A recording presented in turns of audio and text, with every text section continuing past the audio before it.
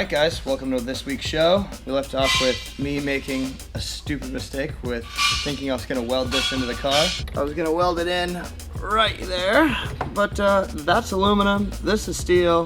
Whoops. So what I'm going to do first is make a plate, riv nut it into the aluminum, and then at that point the steering column will pretty much be done and we can move on to other things. This week probably going to be fitting the engine into the car. I got my motor mounts from LG Motorsports. I got the new torque tube coming, so we'll put in our mock-up engine and start fitting supercharger and all the stuff as long as they come in time. Probably going to also be working on like water lines, firewall bulkheads, placement of those type of things. Pretty much mounting anything that we currently have that we're not waiting for parts on. I'm gonna get the pedals done.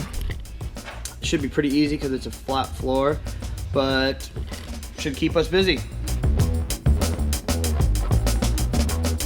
All right, this is the new top plate that I'm gonna weld to the piece that we have in the car there and drill it and riv nut it into the chassis.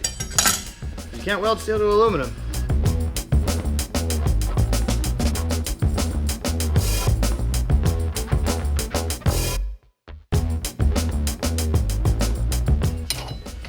All right, got this piece, swing it up, piece we just made. Oh yeah, money. 2 riv nuts right up at the top, be good to go. So I'm gonna go ahead and weld this together, and then we will drill the chassis, make it fit.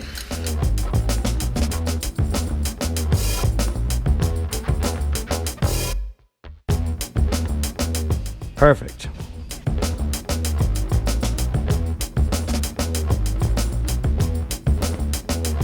Alright guys, what I'm going to be doing today is actually bolting the pedals to the floor. Fortunately, this car is much easier than almost every other car that I've ever done floor mounts in because the floor is flat. But it also comes with its own set of challenges because the floor is fiberglass and bonded with all kinds of, I don't even know, who knows. So I'm going to first drill my holes in the floor to locate the pedals, and then at that point I'm going to come underneath the chassis where there's 2 steel rails and build some sort of steel structure with nuts welded into it so that I can just thread the pedals right in.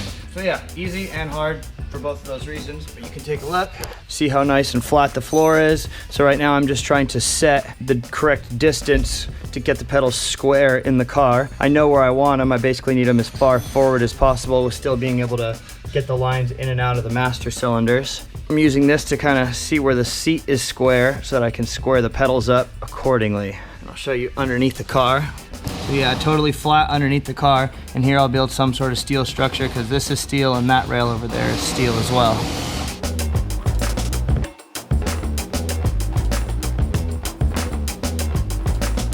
So from what I can tell, it's straight, square in the chassis, so I guess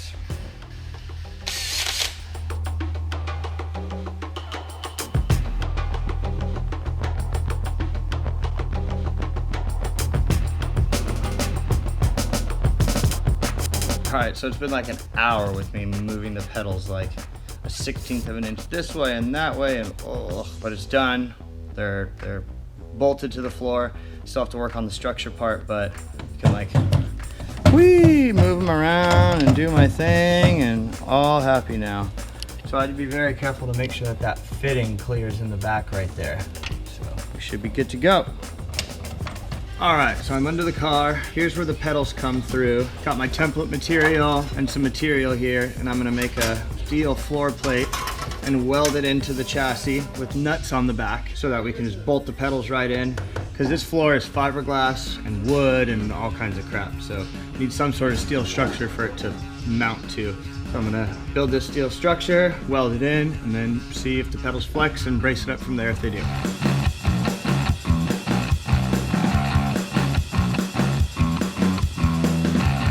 So I got my pattern, my material. I'll lay the pattern down on the material, trace it out, put it up to the floor, drill the holes for the floor, see where it's gonna be. Drill some speed holes in it, probably some dimple ties, weld the nuts in, go from there.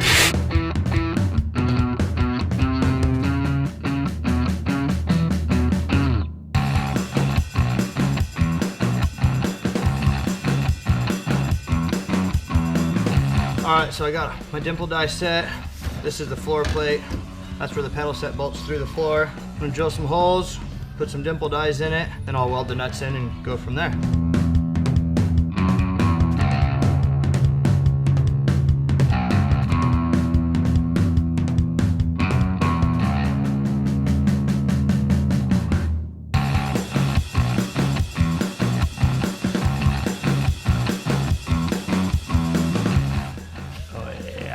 All right, so I got my dimple die, got my plate.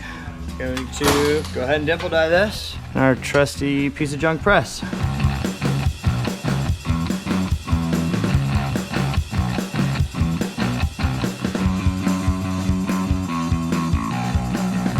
So the floor plate's all dimple dyed, looking sick. Now I gotta weld these nuts on the bottom. We will be in business. I like to use a countersunk bolt because it holds it completely center when you go to weld it on.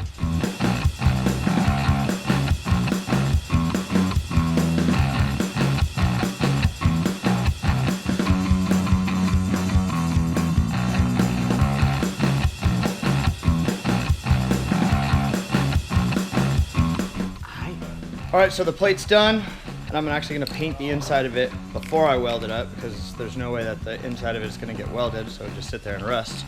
Trying to think ahead. So there's our plate, all the nuts and everything welded in. Bam. I put window bond stuff on here because I want to glue this to the floor to help spread the load through everything, because it's going to be welded around here and also bolted in and then glued in.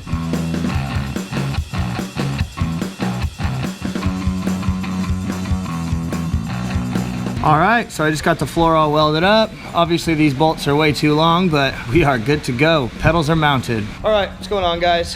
Today I'm gonna be getting the mock-up engine ready.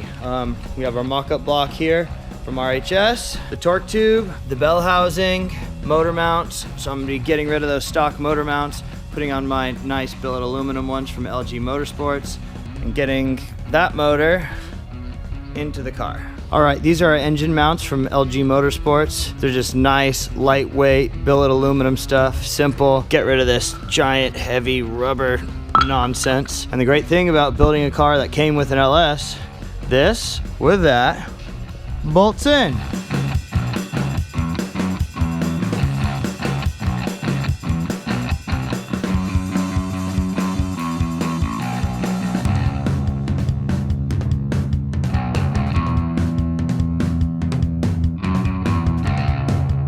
All right, so Andy and I are being dumb and we're trying to lift this thing in.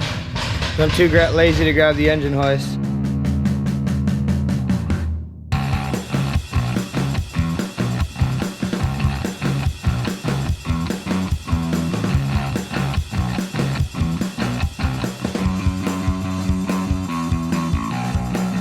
All right.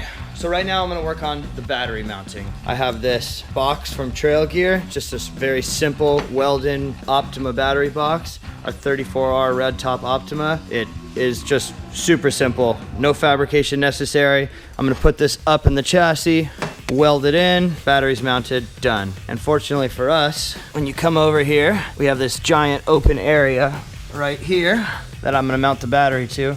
This is where one of the two fuel tanks went. So there's the one, there's two, and I'm actually gonna be using the right side fuel tank, the passenger side, because it's going to offset the weight for me having 8 or 10 gallons of gas right on that side. So on the other side, it's just wasted space, might as well mount our battery there. I'm gonna clean off the paint here, get the frame rail ready to weld the battery box on.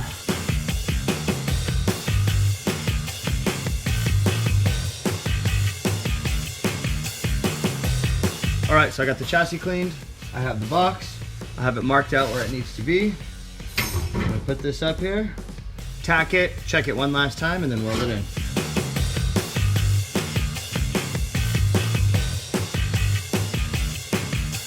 All right, so it's tacked in. I just hope that the battery fits in between here. So I guess we'll see. So it fits, it goes in and out. Got to weld it up. All right, so what I'm doing right now is I'm drilling our firewall plate. I'm putting the rib nuts in. because this plate is gonna go right here with our water line fittings coming through it. These two -20 AN fittings are gonna be running to the water pump. So first, I have all this pre-drilled where I want it on the firewall. Put in my first rib nut. I'm gonna go ahead and put in the other ones, drill out the plate.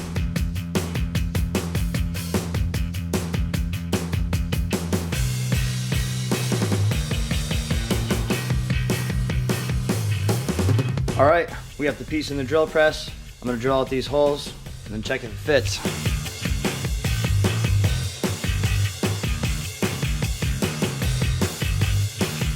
All right, today's a pretty exciting day.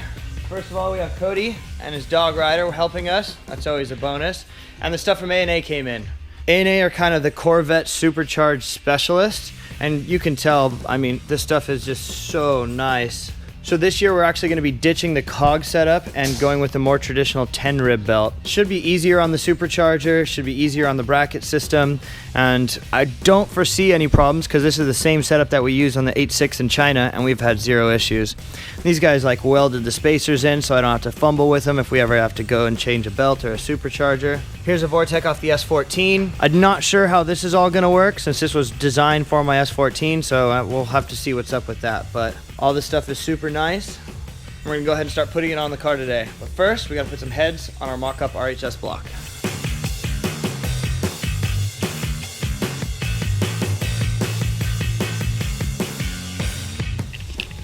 All right, got the heads on from mock-up. Now we're gonna go play with this stuff. Making sense of this stuff yet? Yeah, so now we gotta cut stuff. Give it a little trim. We gotta cut some brand new stuff. I like that. Fortunately, A&A has very good instructions on how to do all this because Cody's a little confused. Yeah, superchargers. To be completely honest, I'm a little confused too. There's a lot of parts here.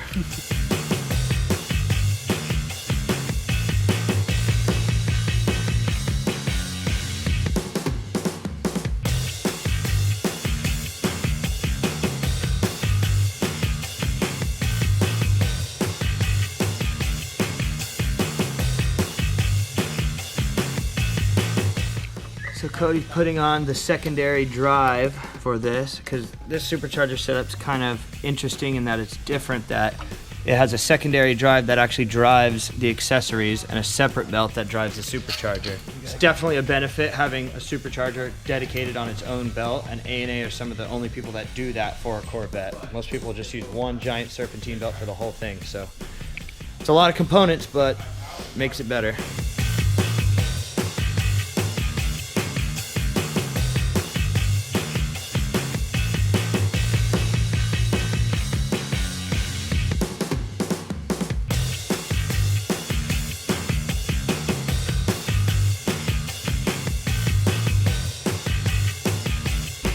All right, let's try to get this alternator situation on now. I think it takes two people to get the tensioner and the alternator on because it's got like a proper amount of wrap.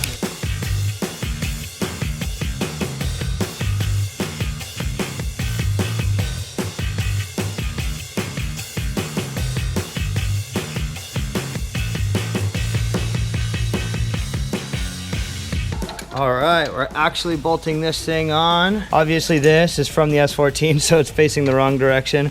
But I just wanted to see what we're working with, intercooler room, stuff like that.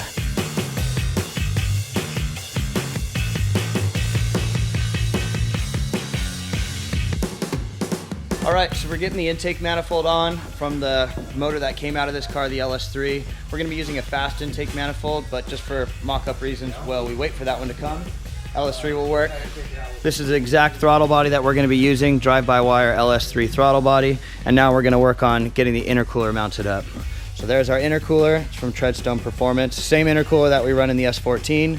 Just got to figure out our height and where we're going to make it fit, but seems to me like there's plenty of room up in here. So we got the intercooler placed basically where we want. It took way too long to do that. This intercooler is kind of hard to mount, seeing as this isn't flat at the bottom, and trying to make sure this lines up. So we have our vertical mounts here that we're gonna tack in, and then we have a template for our secondary mount here to help reduce some flex. Yeah, the intercooler fits good. These are our intercooler brackets. This one goes on the frame rail. Intercooler is gonna bolt to it just about right here. And then these are the secondary braces for it. All right, we got the intercooler mounted, it's done. Really happy with how the mounts came out. Just have to drill holes for the intercooler here, and then it's good to go. But obviously we're gonna take it off, weld it all up, and we have our intake figured out right here. Easy peasy, so convenient. And it clears the hood, no problem. This is gonna go directly to here, and we already have our CX Racing intercooler piping that just, bam, S's out, cast 90, right up into there when we get our new blower. So easy. All right, so we got most of the front end stuff all mocked up and done. I'm gonna be waiting for a couple more parts, an oil cooler from CX, a couple other things. So in the time being, I'm going to actually make my anti-intrusion bars. And yeah, this doesn't really look like an anti-intrusion bar, but on a Corvette, as you can see, there's not a lot of room to make that happen. This is inside the frame rail, so it's pretty much impossible for any wheel to come through. This is the actual frame rail. So after working with Kevin Wells for a while, kind of going back and forth, since the FD rulebook does state that we have to have anti-intrusion bars so that our legs don't get broken when we crash into the wall at Seattle, came up with this. This is gonna go right here and tie into this steel structure that is, or this is aluminum, this is steel. We're gonna weld it to the cage right here. And then that way, that if the wheel ever does try to come into here, the box will be tied to the A-pillar, because that's really what it's all about, is making sure that a wheel can't come in and tie it to the A-pillar so that it doesn't break your feet.